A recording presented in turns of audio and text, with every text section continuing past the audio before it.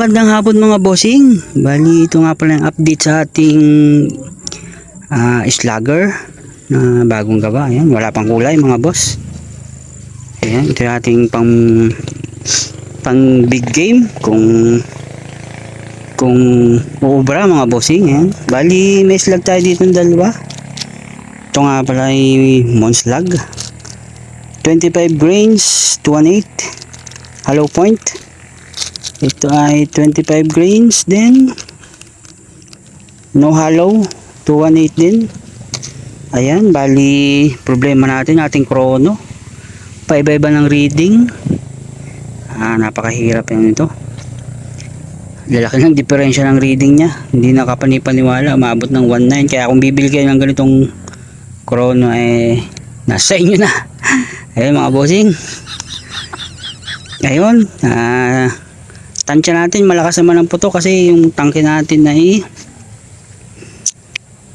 0.5 liter na to, 3 kpsi, konting shots lang, karga na kaagad. Ibig sabihin malakas ang power.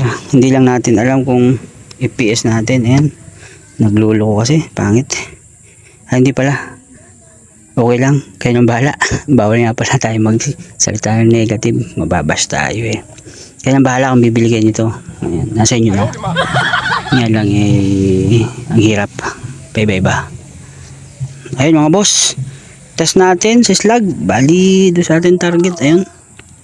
24 meters. Ayun. Slug.